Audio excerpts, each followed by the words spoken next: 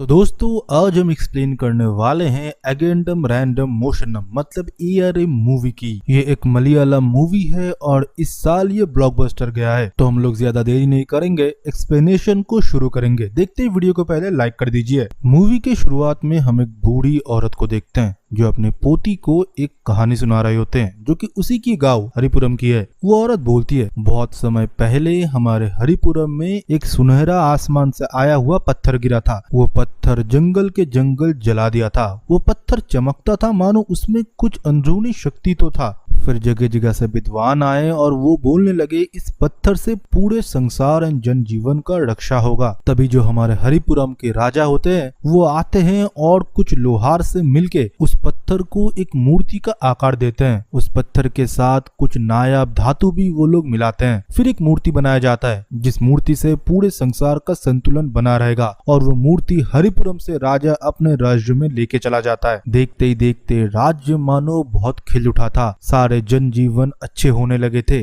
राजा का व्यापार भी अच्छा होने लगा था। पर वो पत्थर हमारे हरिपुरम का था। पर कुछ टाइम बीत जाता है और राजा के राज्य में हमला होता है। वो बहुत खतरनाक समुद्र लुटेरे थे। वो राजा के समुद्र तट पे पूरे कब्जा बना लेते हैं और राजा के साले को भी वो बंदी बना लेते हैं जो कि सुलह करने की संदेश लेके आया था। उस समुद्र लुटेरे के भय से राज्य और पूरे राज्य कांप रहे होते हैं। तभी राजा का एक सलाहकार बोलता है कि हरिपुरम गांव में उनके एक रक्षक है और जिसे कलरपिट्टू फाइट में महारत हासिल है। वो और कोई नहीं बेटी हमारे गांव के परमपिता है। फिर हमारे रक्षक आते हैं और उन सबको बंदी से मुक्त कराते हैं और उन समुद्र लुटेरों पे भी वो भारी पड़ते हैं और उनको आखिर में वो हरा देते हैं। कलरपिट्टू में उनकी महारत हासिल थी इसलिए वो खुद अकेले उतने लोगों को हरा पाए। फिर राजा ने उनके मित्रों और उनको खाने के लिए राज्य में बुलाया और कुछ मांगने को बोला। वो बोलने लगे कि आप हमारे राजा हो पर हमारे गाँव की जो अमानत है जो कि आपके पास है वो सिर्फ हमारे गाँव की है। अगर वो आप हमें लौटा देते हो तो मैं उस भेद को स्वीकार करूंगा। सिर्फ इतनी विनती है आपसे। राजा भी तब सोचता है कि पूरे राज्य उस समुद्र लुटेरे लूटने वाले थे पर इसने ये जो भेंट मांगी है वो भी राजा के लिए बहुत ही महत्व था। पर कुछ टाइम तक राजा सोचता है और फिर उसे वो मूर्ति दे देता है जो कि वो भव्य पत्थर से बना था जो कि आसमान से गिरा था। फिर हमारे हरिपुरम में हमारे परम पिता वो मूर्ति लेके आते हैं और सारे लोग बहुत खुश हो जाते हैं और फिर मंदिर बनाया जाता है और उस मूर्ति को उधर स्थापना करा जाता है। पहले तो राज्य में सब कुछ ठीक था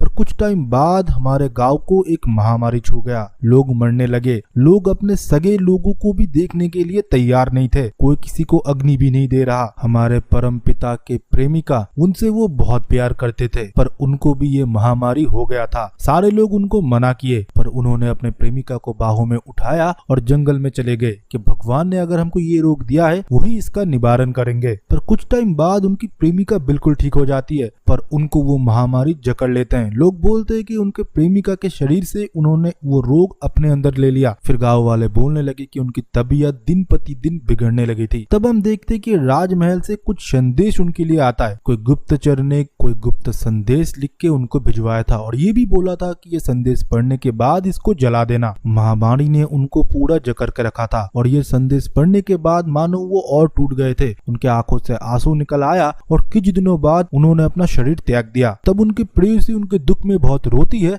और उस गांव को छोड़ के वो चली जाती है। तब ये छोटी बच्ची प्रेजेंट टाइम में पूछती है कि नानी माँ मैंने सुना है कि वो पेट से होती है। तब उसके नानी माँ उसे डांट लगाते हैं और ये बोलते हैं ये तुम्हारी उम्र नहीं है ये सब सुनने के लिए। लोग तो कितने बातें बनाते हैं, मुझे तो इस बात पे बिल्कुल यकीन नहीं है। फिर वो बच्ची बोलती है कि नानी माँ आप मुझे मनियम की कहानी सुनाएंगे जो कि शातिर चोर था। कि नानी बोलती है उस चोर का नाम रात में नहीं लेते, वो बहुत ही मनहूस है। और दूसरी जगह तब हमको हरिपुरम गांव में दिखाया जाता है कि मनियम चोर से सारे लोग परेशान हैं। वो गांव के हर एक घर से सोना वगैरह चुराता है जो कि बहुत अमीर है और जमींदार है। वो इतना बलशाली है और इतना तेज है कोई उसे पकड़ नहीं पाता। सारे लोग उससे अकेले भिड़ने के लिए डरते हैं तो झुंड बना के सोचे थे कि इस चोर को पकड़ लेंगे। तभी हम देखते कि मनियम आता है और पूरे पूरे गांव वालों के सामने उस जमींदार का सोने का दांत और गले का चेन भी चुरा लेता है। वो हूबहू उस गांव के परम पितामह की तरह ही दिख रहा होता है, पर वो एक शातिर चोर है जिसका पेशा ही है चोरी करना। सारे गांव वाले उससे परेशान हो चुके थे। फिर हम देखते हैं कि वो दादी उस बच्ची को बता रही होती है कि अच्छा हुआ वो पकड़ा गया। फिर हम देखते हैं कि कुछ साल बीत जाते हैं। फिर हमको दिखाया जाता है मनियम के बेटी को, जिसका आज एक लड़का भी है और वो हूबहू अपने नाना की तरह दिखता है, मतलब मनियम की तरह। और वो कहानी सुनने वाली लड़की भी आज बड़ी हो चुकी है और इन दोनों का लव अफेयर जब ये छोटे थे तभी से ही शुरू हो चुका था। मनियन के बेटी ने हमेशा ताना सुना कि वो एक चोर की बेटी है। अब उसके बेटे को भी ये सुनने को मिलता है। और लक्ष्मी होती है एक बड़े घर की बेटी जो कि मनियन के फैमिली से नफरत करते हैं, पर लक्ष्मी अजयन से बहुत प्यार करता है। मनियन जो एक शातिर चोर था, लक्ष्मी के पिताजी को उसने बहुत जोर से एक बार लकड़ी से मारा था। तब से उसका गुस्सा है मनियन और उसके फैमिली के ऊपर। तो उसके पिताजी हमेशा कोशिश करते हैं कि बेटे और माँ को जेल में डाला जाए, पर अजयन बहुत ही सीधा साधा लड़का है। वो एक रेडियो शॉप में काम करता है और रेडियो के फ्रीक्वेंसी के थ्रू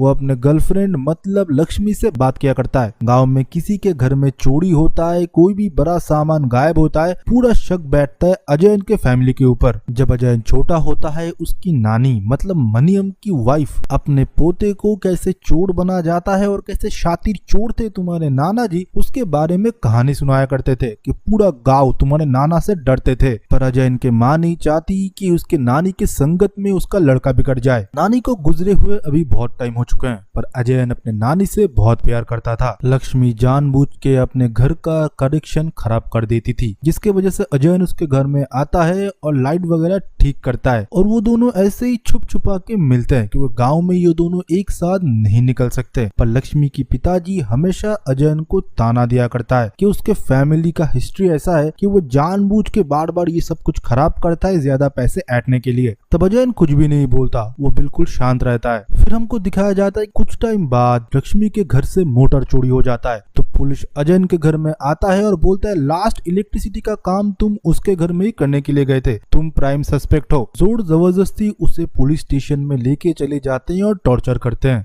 नया एसआई उसके ऊपर धौंस जमाता है और ये बोलता है कि मेरे रहते तू चोरी करेगा, और उसे बहुत पीटने लगता है। पर अजयन को भी कलर पट्टू का दाव पे जाता है। वो हाथ के 2 उंगली को उस एसआई के पेट में घुसाता है और जिसके वजह से उस एसआई का शरीर काम करना बिल्कुल बंद कर देता है। वो बोल पा रहा था, देख पा रहा था, पर शरीर के कोई हाथ पांव काम नहीं कर रहा था। फिर हम देखते कि अगले दिन उस पुलिस थाने में और एक नया ऑफिसर आता है और जब वो एसआई और खारे कांस्टेबल बताते हैं कि सर इसके ऊपर ही पूरा शक जाता है, पर नया ऑफिसर बोलता है कि आप लोगों के पास क्या सबूत है? सिर्फ शक के बिहाफ पे किसी को घर से उठा के लाना और उसके ऊपर टॉर्चर करना ये बिल्कुल सही नहीं है। अजयन को वो ये बोल के छोड़ देते हैं कि अगर तुम कोई गलत काम करते भी हो उसे छोड़ दो, अपने परिवार के कलंक को मिटाने के लिए तुम्हें ही अच्छा काम करना पड़ेगा। वो ऑफिसर बहुत ही अच्छा होता है और अजयन को वो एक जेन्युइन सजेशन ही दे रहा होता है। फिर हम देखते कि गांव में सुरेश करके एक लड़का आता है जो कि अजयन जब छोटा था उसी के साथ पढ़ा करता था। अपने बाप के साथ झगड़ा करके वो चला गया तीर्थ करने मंदिर। फिर इतने सालों बाद आज वो गाँव आया है, पर अपने बाप को वो बिल्कुल पसंद नहीं करता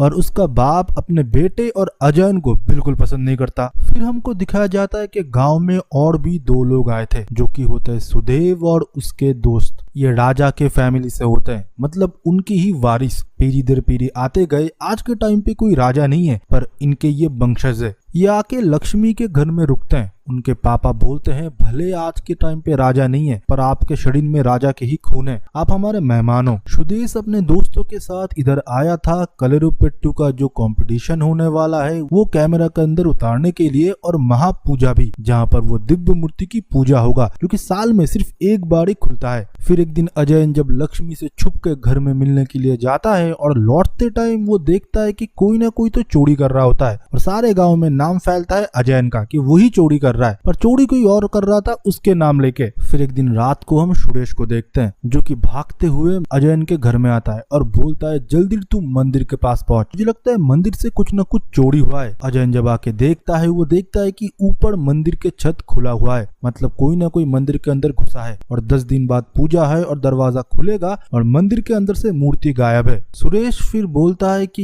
ये काम किया है सुदेव ने और भाई मैं तेरे नाम लेके चोरियां करता था कि शक तो ऑलरेडी तेरे ऊपर है, मैं मंदिर मंदिर भटकता नहीं था, मैं चोरियां करके इतने टाइम तक सरवाइव किया हूँ। फिर अजयन उससे एक चपाट मारता है और ये बोलता है तू मेरे नाम लेके क्यों चोरियां करता है। वो बोलता है भाई तेरा फैमिली पहले से ही बदनाम है। अजयन तब बोलता है ये कलंक धोने की मैं कोशिश कर रहा हूँ और तू मेरा दोस्त हो के मेरी ही बैंड बजा रहा है। तभी हम सुदेव को देखते हैं, वो आता है और इन दोनों को बोलता है मुझे पता है कि मंदिर से मूर्ति चोरी हुआ है और वो मूर्ति और किसी ने नहीं मैंने ही हटाया है, और तुम जब छत पे चढ़े थे उसका वीडियो मेरे पास है, तो गांव वालों को प्रूफ करने के लिए सिर्फ ये वीडियो ही काफी है। अजयन के पूछने पे कि तुम क्या चाहते हो, फिर वो बोलना शुरू करता है ये मूर्ति मेरे पूर्वजों मतलब राजा की होती है। राजा ने ऐसे 3 मूर्ति बनाए थे, उसमें से एक असली था, 2 नकली। तुम्हारे गांव के परमपिता जब समुद्र दस्यु से हमको बचाए थे, उन्होंने नकली मूर्ति तुम्हारे परमपिता को दे दिया था और इतने सालों से नकली मूर्ति की ही पूजा हो रहा है, पर हमारे राज्य कोष से असली मूर्ति भी चोरी हो गया। वो चोर वो और कोई नहीं, वो चोर था मनियन जो कि तुम्हारे नाना थे। अब तुम उनके वारिस हो, तुम्हें ही वो मूर्ति ढूंढ के हमको देना पड़ेगा, हम इसको लंदन में जाके बेचेंगे और अगर तुमने नहीं दिया तो 10 दिन के बाद वो फुटेज हम गाँव वालों को दिखा देंगे और तुम्हारे फैमिली को गाँव से निकाल देंगे और चोर का थब्बा तुम्हारे परिवार पे पूरा लग जाएगा। जैन बोलता है मुझे इस बारे में कुछ भी नहीं पता। फिर सुदेव बोलता है तुम्हारे पास सिर्फ 10 दिन है। अजयन घर जाके परेशान हो जाता है, वह अपने माँ से पूछता रहता है कि आपको क्या कुछ पता है कि आपके बाबा मनियन ने क्या कभी भी मूर्ति के बारे में कुछ बताया था या दादी ने आपको कोई निशानी दिया था। फिर अगले दिन हम देखते हैं कि गाँव वाले अजयन के घर में आता है और आके बोलता है हमारे गाँव की तरफ से जो कलरपट्टी योद्धा था वो नहीं लड़ रहा, दूसरे गांव ने उसको खरीद लिया बहुत पैसे से। अब हमारे गांव में सिर्फ तुम ही उम्मीद हो, तुम ही हमको बचा सकते हो, ये हमारे गांव की एक शान की बात है। अजयन फिर राजी हो जाता है, पर एक शर्त पे, उसके माँ को मंदिर के अंदर जाने के लिए दिया जाएगा जो कि पहले नहीं दिया जाता था। फिर हम देखते हैं कि अजयन कलरीपट्टू उधर लड़ता है पर सुखदेव उसे याद दिलाता जाता है कि तुम्हारे ऊपर चोर का थब्बा आने वाला है, सिर्फ अब 5 दिन ही बाकी है। पर मानो गांव में एक बात लीक हो चुका था कि लक्ष्मी के साथ अजयन प्यार करता है, तो लोग तरह तरह के बात बनाने लगे थे। अजयन को ये बिल्कुल पसंद नहीं आता, तो महापूजा के अगले दिन जो प्रोग्राम होता है उसमें वो माइक में पूरे गांव के सामने वो अनाउंस कर देता है कि वो लक्ष्मी से प्यार करता है और वो भी उससे प्यार करती है। ये सुनने के बाद लक्ष्मी के पापा को बहुत गुस्सा आता है, वो अपने बेटी को डांटता है और दूर भेजने की धमकी भी दे देता है। फिर हमको पास्ट में दिखाया जाता है कि मनियम कैसा था। मनियम एक शातिर चोर था और अजयन की दादी मतलब माणिक्यम उसकी पत्नी थी। मणिक्यम से वो बहुत प्यार करता है, अगर कोई चीज मणिक्यम मांगता है कैसे भी करके मनियन उसे ले आता है। गांव वाले मनियन से इतने परेशान हो चुके थे तो एक दरोगा को लेके उसके घर में इकट्ठे होते हैं। जब मनियन घर में नहीं था, वो दरोगा उसके पत्नी मतलब मणिक्यम के ऊपर जोर जबरदस्ती करने की कोशिश करता है और ये बोलता है अगर तुझे कुछ हुआ तो मनियन जरूर आएगा। तभी हम देखते हैं कि घर के अंदर से एक सीक्रेट दरवाजा था, उसके अंदर से मनियन बाहर आता है और उस पुलिस दरोगा को वो बहुत पीटता है। वो गांव वालों और जमींदार से बोल देते हैं तुमको मुझसे नफरत है, मेरे पत्नी और बेटी के ऊपर कोई भी आँच आया तो मैं पूरे गांव को ही मिटा दूंगा। फिर उस दिन रात को मणिक्यम मनियन से बोलता है मेरा होठ उसने काट लिया है उस दरोगा ने, इस बेइज्जती का बदला मुझे चाहिए। मनियन को तो गुस्सा आता है, वो बोलता है इनको सबसे जो प्यारा है वही मैं छीन लूंगा, मतलब वो दिव्य ज्योति मतलब आसमान से आया हुआ उस नायाब पत्थर का मूर्ति, मतलब परम पूज्य पिता ने राजा के भेद से वो मूर्ति लाके हरिपुरम में प्रतिष्ठा किया था। वो मनियम चुराएगा उसके पत्नी मणिक्यम के लिए, सिर्फ गाँव वालों से बदला लेने के लिए। मनियन वो मूर्ति चुरा भी लेता है और वो अपने एक लोहार दोस्त को बोलता है कि इसको अच्छे से चमका दे, मैं मेरे मणिक्यम को ये दूंगा।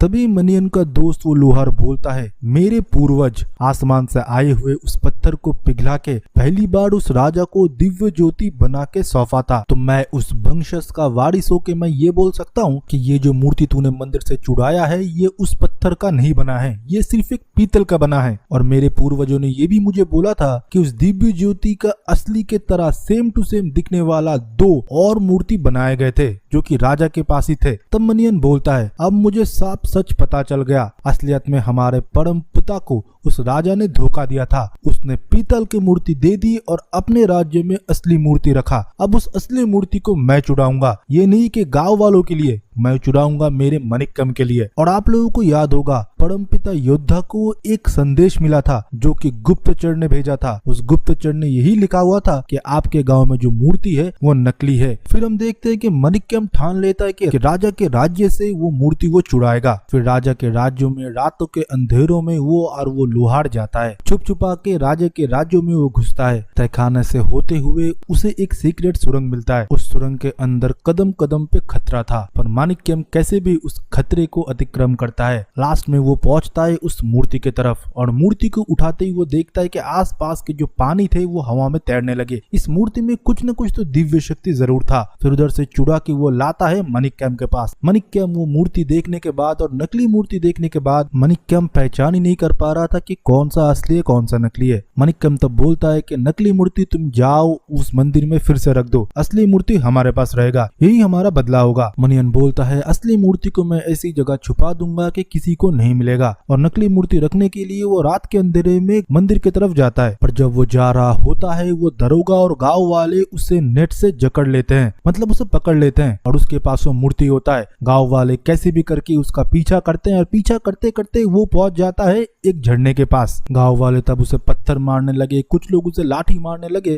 पर मरियम के पास तब वो नकली मूर्ति था। वो सबको दिखाता है कि नकली मूर्ति वो पानी में फेंक देगा। सारे गांव वाले उसे रुकने के लिए बोलते हैं। तब हम देखते हैं वो जमींदार होता है जो उसके पत्नी और बच्ची को उसके सामने लाते हैं और बोलते हैं कि हम इसे खत्म कर देंगे। तभी मनियन उनके सामने नकली मूर्ति रख के झरने के अंदर कूद जाता है। फिर वो नकली मूर्ति फिर से मंदिर के अंदर स्थापित होता है। फिर हमको प्रेजेंट टाइम में भी दिखाया जाता है कि 10 दिन हो चुके थे और मंदिर का जब दरवाजा खुलता है मंदिर के अंदर वो मूर्ति नहीं था। अजय ने भी बहुत कोशिश की इधर उधर ढूंढने की, पर उसे वो मूर्ति नहीं मिला। उसके साथ जो ये सब कुछ हो रहा था ये सब बताने के लिए वो लक्ष्मी के घर पहुंचता है, पर लक्ष्मी घर में नहीं था। लक्ष्मी के कमरे से जब वो बाहर निकालने की कोशिश करता है, लक्ष्मी के बाबा ने उसे दरवाजा दे के बंद करके रखा था और वो बोलता है तूने गांव में अनाउंस करके बताया था ना कि तू मेरे बेटी से प्यार करता है, अब मैं गांव में बताऊंगा कि मूर्ति चोरी करने वाला और सांप के घर में चोरी करने वाला मेरे घर में है। फिर ये बताने के बाद गांव वाले दौड़ते दौड़ते लक्ष्मी के घर आने लगे। लक्ष्मी को उसके बाबा ने पहले ही दूसरी जगह भेज दिया था। लक्ष्मी के चाचा ने दरवाजा खोला और उधर से हम देखते हैं कि अजयन भाग जाता है। गांव वाले फिर उसके पीछे भागते हैं और फिर से वही झरने के इलाके में वो जाके पहुंचता है जहाँ पर उसके नाना पहुंचे थे। गाँव वाले फिर से उसे पत्थर मारने लगे और उसे घायल करने लगे। उसके माँ के सामने ही उसके बेटे को ऐसे मार रहे थे जैसे बहुत टाइम पहले उसके माँ के सामने ही उसके पापा को मार रहे थे।